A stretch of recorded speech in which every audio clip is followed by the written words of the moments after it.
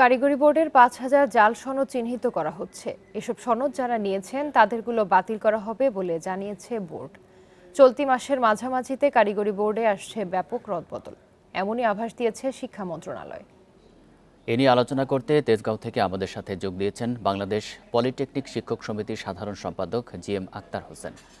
জনাব জিএম আক্তার হোসেন, আপনাকে স্বাগত জানাচ্ছি ইন্ডিপেন্ডেন্ট সংবাদে। দেশের জেলা ও উপজেলা পর্যায়ে টিটিসি নির্মাণ হলেও বেশিরভাগই তৈরি হচ্ছে না দক্ষ জনবল। এর মূল কারণ কি?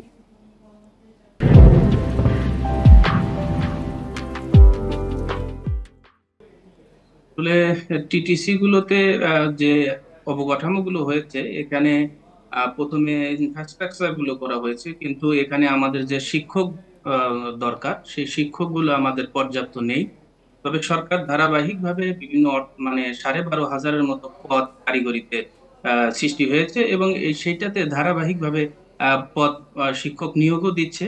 পাবলিক সার্ভিস কমিশন থেকে কিছু শিক্ষক নিয়োগ প্রক্রিয়া আছে। ইতিমধ্যে আমরা পিএসসির চেয়ারম্যান স্যারের সাথে কথা বলেছি, হয়তোবা জুলাই মাসের লাস্টের দিকে আমাদের জুনিয়র ইন্সট্রাক্টর কিছু পদে এখানে শিক্ষক আসবে, এবং non cadre, BCS non cadre থেকেও আমাদের কিছু শিক্ষক দিচ্ছে। আমার মনে হয় যে যেহেতু অর্থ বছর অনুযায়ী এই শিক্ষক প্রক্রিয়াটা ধরা আছে, আমার মনে হয় যে 2-4 বছরের ভিতরে এই শিক্ষক নিয়োগ প্রক্রিয়াটা সম্পন্ন হবে। আমার মনে হয় তখন এই বিষয়গুলো আর সমস্যাগুলো আমার মনে হয় যে থাকবে না।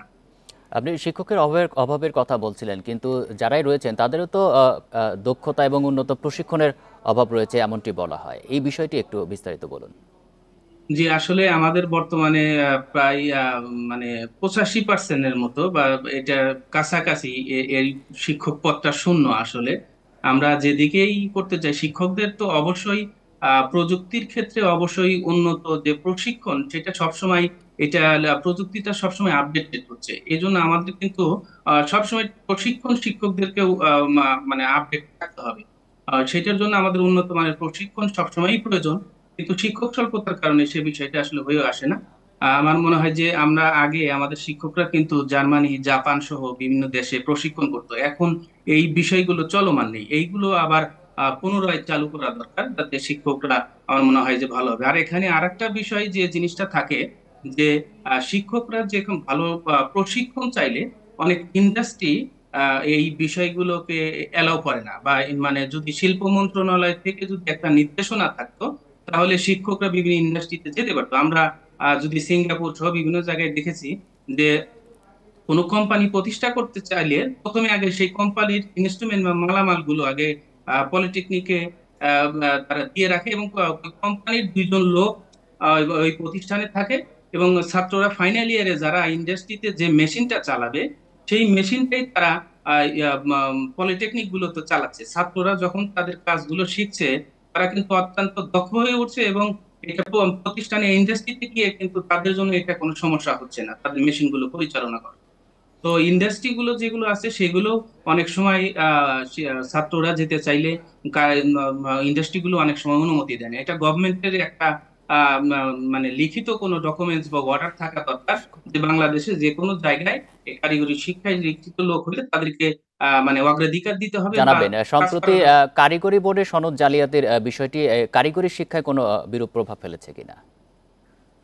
আসলে এটা যে জাল সনদের আসলে কারিগরি শিক্ষা একটা বিশেষায়িত শিক্ষা। এখানে বোর্ডে মানে আগের যে বিষয়গুলো ছিল, এটা খুব ধারাবাহিকভাবে সুন্দরভাবে চলছিল, কিন্তু আমাদের এখানে জেনারেল শিক্ষার সাথে কারিগরি শিক্ষার কিছু পার্থক্য আছে। আপনারা জানেন এখানে 87টা রকমের পরীক্ষা এখানে কন্ডাক্ট করতে হয়, এবং প্রায় এখানে আমাদের 6 মাসে এক সেমিস্টার, প্রতি সেমিস্টারে আপনার প্রায় 1300 থেকে 1400 কোশ্চেন মানে প্রিন্ট আউট করতে হয়, এবং যদি ডিপ্লোমা ফাইনাল একটা পর্বে হয়, 10,000-এর মতো বিভিন্ন টাইমের 10,000-এর মতো কোশ্চেন আপনার এখানে প্রিন্ট আউট করতে হয়।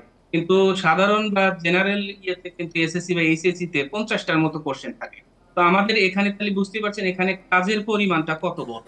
কিন্তু আমাদের এখানে কারিগরি শিক্ষা বোর্ড, সেটা মাত্র একটা কারিগরি শিক্ষা বোর্ড, এবং এই শিক্ষা বোর্ডটাকে আরো অন্তত বিভাগ যদি মানে পুরাতন বিভাগেও যদি মতো যদি 3-4টা বোর্ড থাকতো, তাহলে আমার মনে হয় যে এই শিক্ষা ব্যবস্থাটাকে একটু, শিক্ষা বোর্ডটাকে একটু ডিসেন্ট্রালাইজ হলে, তাহলে আপনার, আমার মনে হয় যে কাজের চাপের যে প্রেশারটা, সেটা আমার মনে হয় যে কমতো আর কি।